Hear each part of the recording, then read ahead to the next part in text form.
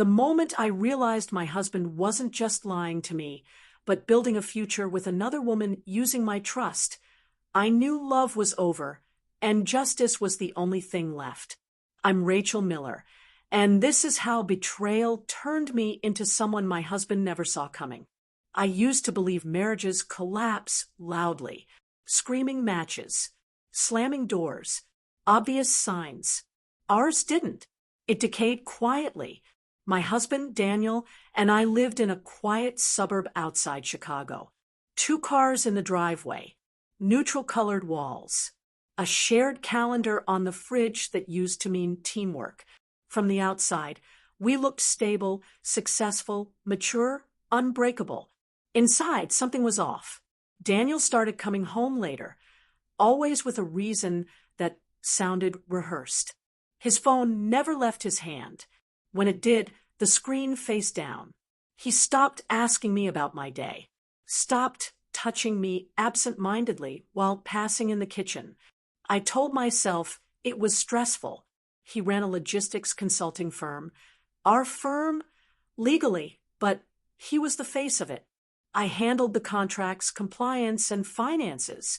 I trusted him with the vision. He trusted me with the structure. Or so I thought. At night, he'd lie beside me, scrolling silently. His body felt present, his mind somewhere else. I'd stare at the ceiling, convincing myself that marriage has seasons. That distance doesn't always mean danger. But my instincts were screaming. I ignored them, because admitting the truth would mean admitting I was replaceable, and I wasn't ready for that yet. The discovery didn't come from snooping. It came from paperwork. One afternoon, while reviewing quarterly expense reports, I noticed a series of reimbursements that didn't align with any client activity. Boutique hotel stays, high-end restaurants. Charges are always midweek. I asked Daniel casually that night. He didn't look up when he answered. Client development. That was the moment my stomach dropped. Because I was a client developer, I knew every account, every lead, every justification.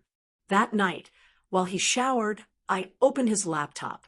I wasn't shaking. I wasn't panicking. I was calm. That scared me more than fear ever could. His email was already logged in. There she was. Not explicit. Not reckless. Just intimate. Inside jokes. Familiar concern. Plans disguised as business language. Can't wait to see you again. Last night felt right. I hate lying, but I love us. Her name was Emily. She worked for one of our partner firms. Younger, ambitious, and very aware he was married. There was a photo attachment, not sexual, just devastating. Her hand on his chest. His wedding ring is visible. Her smile unbothered by it. I sat on the floor and stared at the screen until my vision blurred. I didn't cry. Not yet. What broke me wasn't the affair. It was the next folder. Transition. Inside were drafts of legal documents, reworked operating agreements, plans to restructure ownership, cutting me out. He wasn't just cheating. He was erasing me. That night, when he climbed into bed and kissed my forehead, I realized something terrifying. The man I loved was already gone, and the man replacing him was my enemy. The next 2 weeks were hell. I moved through life like glass, transparent, fragile, sharp. I smiled when he smiled. I listened when he spoke. I memorized every lie, every manipulation, every moment he thought he was smarter than me. Inside, something hardened. I stopped seeing myself as his wife. I started seeing myself as evidence. Emily wasn't just an affair. She was leveraged. He was planning to start a new company with her, using our client data, our reputation, and my financial groundwork, and then discard me. I consulted a lawyer quietly, a woman who listened without interrupting, who reviewed everything I brought and nodded slowly. "You're not powerless," she said. But you need patience. Patience has never been my strength, but pain changes you. I realized something crucial during those nights alone. If I reacted emotionally, I'd lose everything. If I stayed silent, I could take back my life with interest. So I waited, and I planned. Revenge doesn't have to be loud. It has to be precise.